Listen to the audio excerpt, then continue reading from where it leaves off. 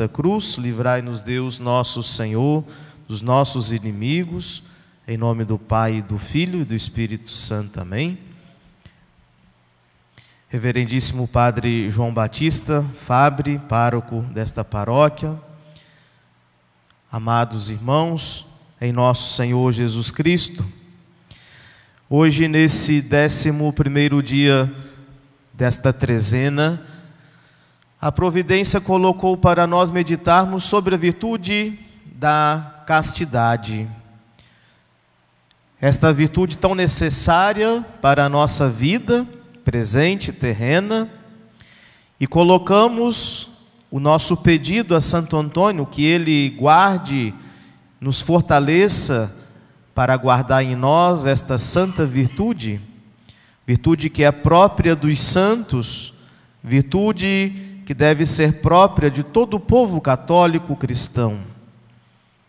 Temos como principal exemplo a Virgem Maria, a Santíssima, a Castíssima Virgem Maria, São José, castíssimo esposo da Virgem Maria, Santo Antônio. Então, que eles possam nos ajudar a cada dia a vencermos as tentações e mantermos a nossa alma na castidade.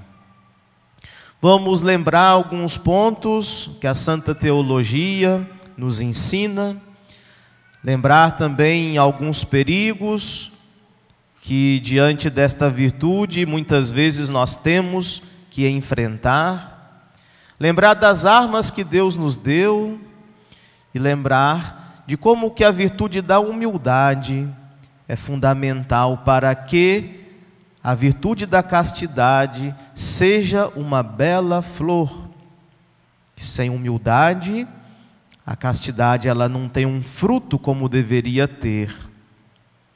Primeiramente, a castidade não é apenas uma abstinência.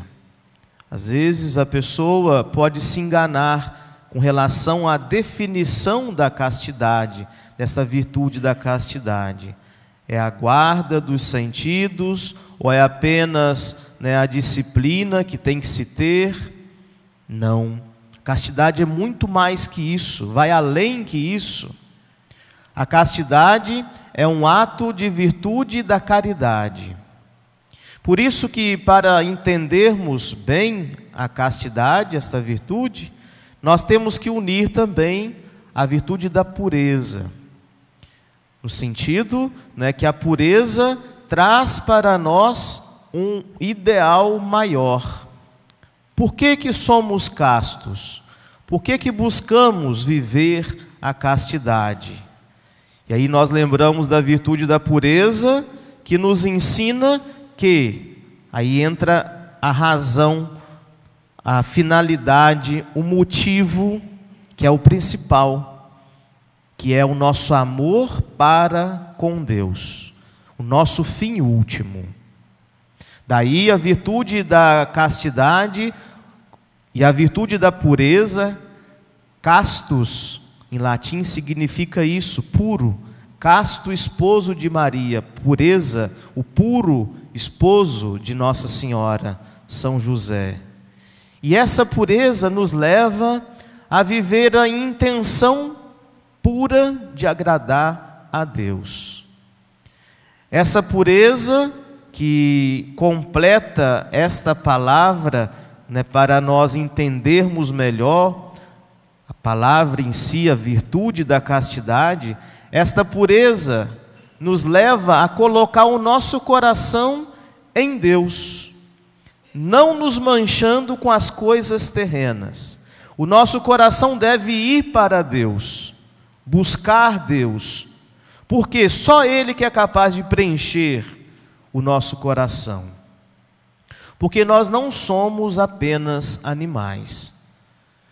O animal, ele tem os seus instintos, ele tem as suas regras. Nós também, da nossa parte animal, temos os nossos instintos, as regras da nossa fisiologia, mas temos uma alma que governa, uma inteligência, uma vontade com uma liberdade que deve governar os nossos instintos.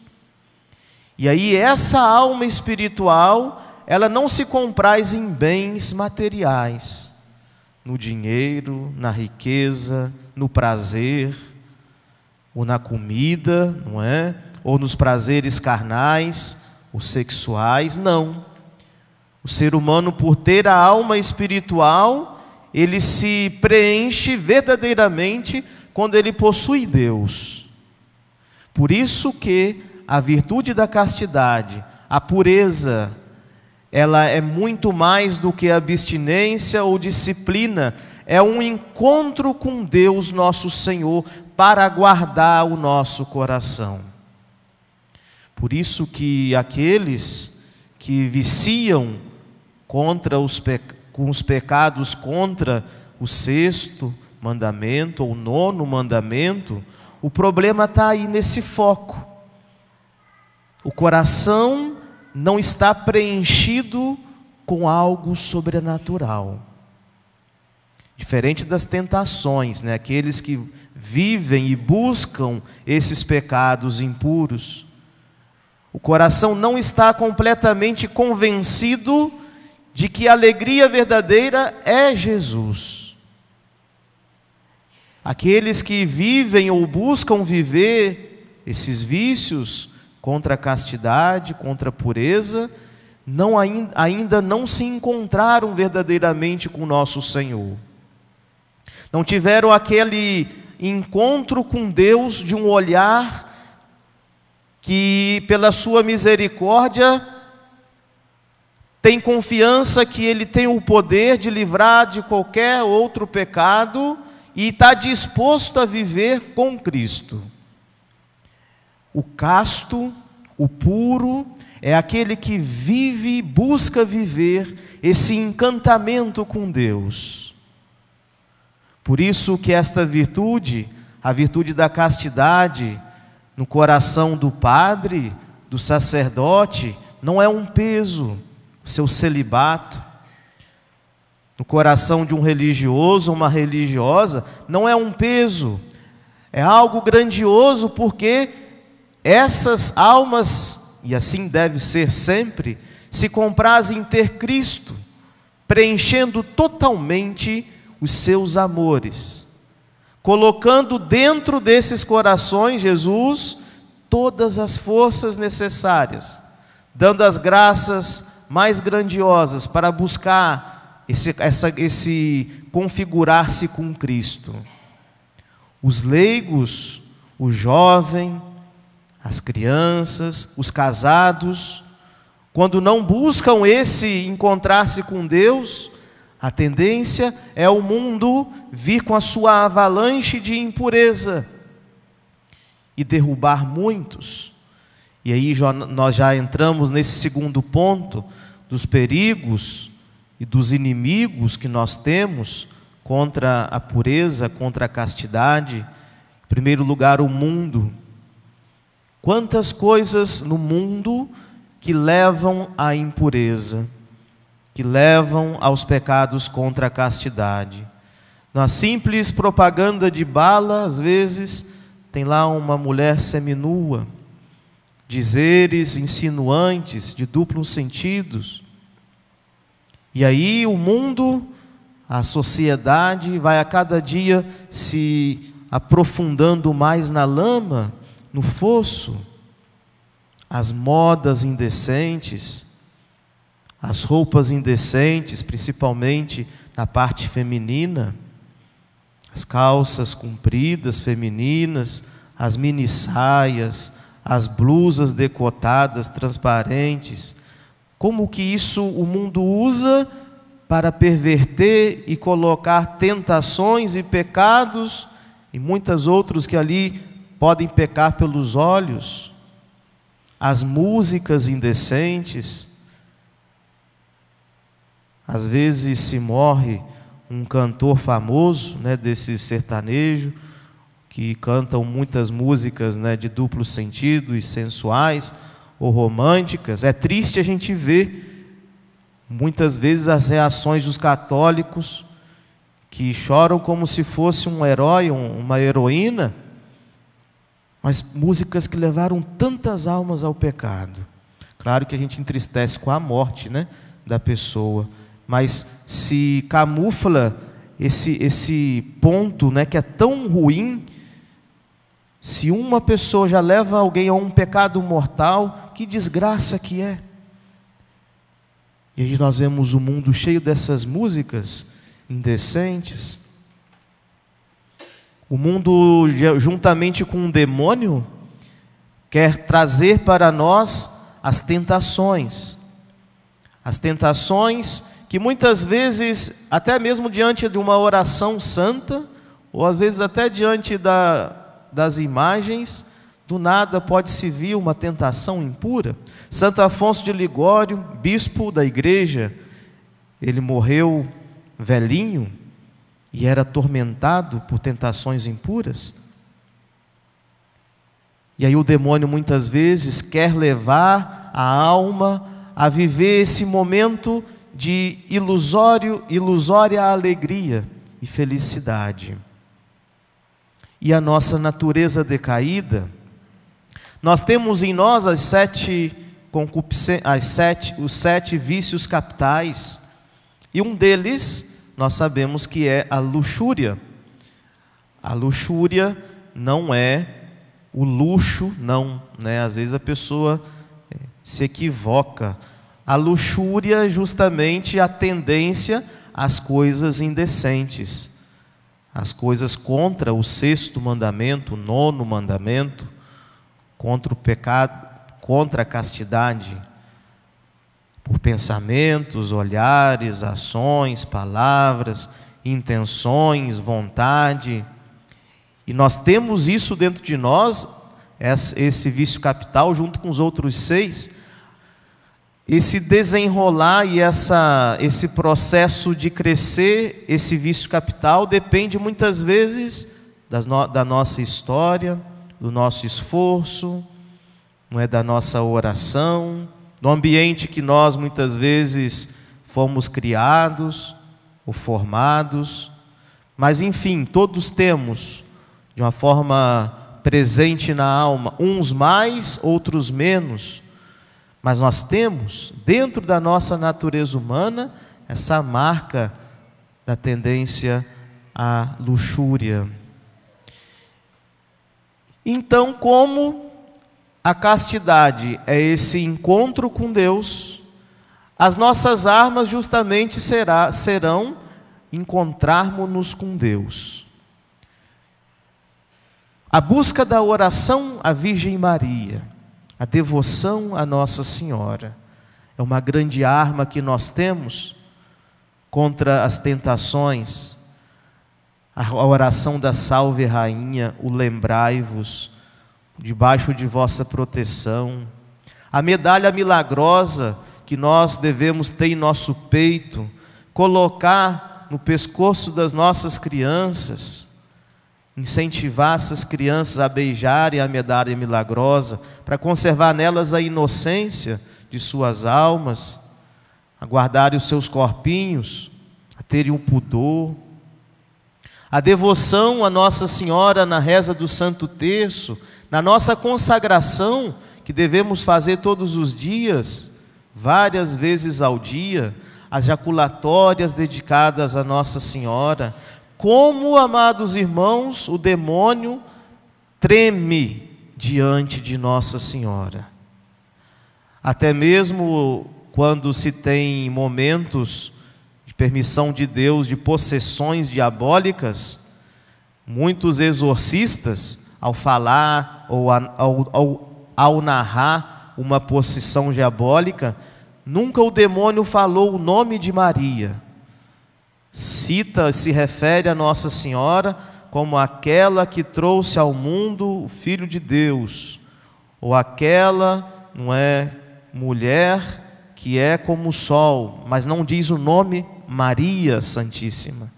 Como que esse nome é poderoso diante das tentações, diante do perigo do pecado, invocarmos Nossa Senhora.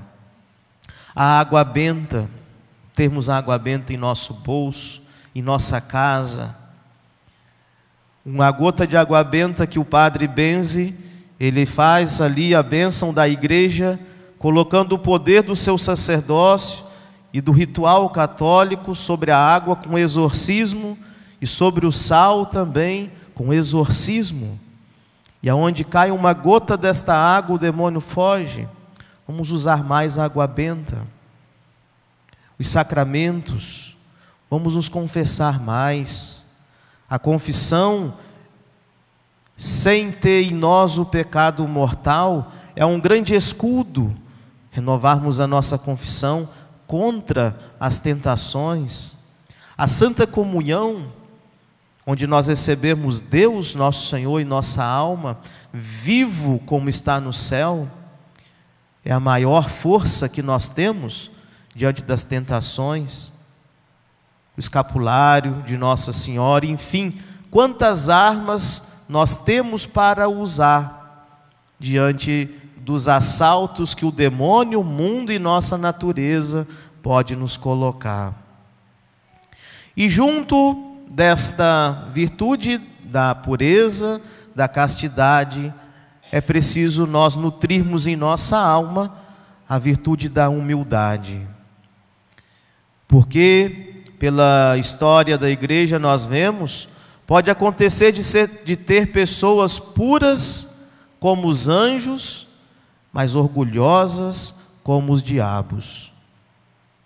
E aí só a virtude da pureza não leva a pessoa ao céu, se não houver, claro, junto à humildade, porque a humildade vai nos levar a vivermos sempre desconfiando de nós mesmos.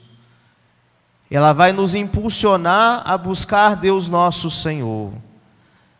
Ela vai nos levar a não julgar o nosso próximo, quando nós vermos ou soubermos de alguma fraqueza de nosso irmão na fé. A humildade não vai nos levar a apontar o dedo para aquele que caiu em algum escândalo, em alguma confusão em sua vida. A humildade vai nos fazer achar que somos piores do que aqueles que nós muitas vezes poderíamos julgar que são ruins. E a humildade assim vai atrair os olhos de Deus para nós e vai ser esse último escudo para nos salvar, para nutrir em nós a pureza. Sem a humildade, a pureza ela vai perdendo o seu valor e vai se caindo em outros pecados. E a alma pode assim até se perder. Como é forte aquela palavra de Jesus diante dos fariseus, homens orgulhosos, que eram muitas vezes falsos. Fariseus são aqueles que pegaram as pedras para atirar naquela pecadora pública, que foi pega em adultério publicamente. São aqueles tipos de pessoas, que queriam apedrejar aquela mulher, e Jesus disse: quem não tem pecado, atire a pedra. E aí começaram a ir embora. E Jesus diz no Evangelho para esses fariseus que eram orgulhosos, não nutriam essa humildade, Jesus falou palavras fortes, desculpem a palavra, mas é a palavra que Jesus proferiu: as prostitutas te antecederão no reino dos céus. Como que a humildade é importante. A gente se ajoelhar diante da cruz de nosso Senhor, nos reconhecer pecadores. E diante de todos esses pontos, nós olhamos para nosso Senhor crucificado, olhamos para Santo Antônio, para esse que nós estamos vindo aqui rezar todos os dias, e colocamos a história de nossa alma, seja ela tendo cometido muitos pecados, com a penitência, ou seja ela isenta de muitos pecados, com a inocência. Mas o fato de estarmos aqui, diante de nosso Senhor sacramentado, com fé no poder de Deus, da Virgem Maria, dos sacramentais da Santa Igreja, Nós temos total condições de anularmos o nosso passado, colocando uma pedra em cima, ou nutrirmos as virtudes que já estão plantadas em nossa alma. E é bonito a gente ver como que Jesus fez isso na vida dos santos. Para termos uma ideia, Santa Maria Madalena foi uma mulher de má vida, como sabemos, e a ladainha de todos os santos, que nós rezamos e cantamos, ela separa os santos por classes. Os santos que são apóstolos, os santos que foram monges, os santos que foram confessores, os santos que foram mártires, e invoca alguns santos em especial. E no grupo de invocações da ladainha de todos os santos, onde estão as virgens, a primeira santa a ser invocada é Santa Maria Madalena. É essa misericórdia de Deus, o sangue de Cristo que apaga qualquer pecado. Daí a nossa união com essas armas que a Santa Igreja nos dá, com o poder de Nossa Senhora. E aí nós não vamos temer, nós não vamos ter medo do mundo, do demônio, nem da nossa natureza, porque armados com Deus, com a sua graça, e é claro, desconfiando de nós mesmos, nós a cada dia vamos estar buscando vencer, e vencedores nós seremos, porque Jesus Cristo, Nossa Senhora, Ele já pisou a cabeça do demônio. Jesus venceu o demônio na cruz. O demônio é um derrotado, o demônio é um desgraçado, um perdedor.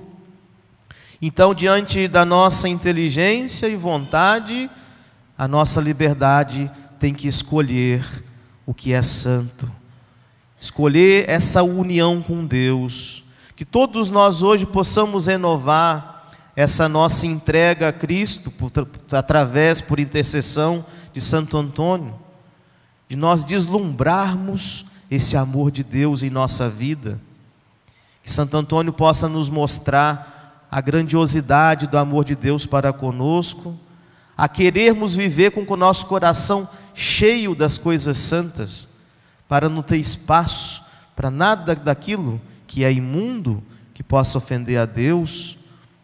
Que nós possamos, através desta trezena, da festa de Santo Antônio, copadroeiro desta paróquia, renovar a nossa esperança, renovar a nossa alegria e a nossa decisão de continuarmos sempre com Deus nosso Senhor. E aí se aplicará aquela bem-aventurança a cada um de nós, que Jesus falou: bem-aventurados, felizes os puros, porque esses verão a Deus. Que assim possamos estar no céu, com a nossa alma unida a Deus na terra e vivendo eternamente com Ele por toda a eternidade. Louvado seja nosso Senhor Jesus Cristo. Para sempre seja louvado. Em nome do Pai, do Filho, do Espírito Santo. Amém.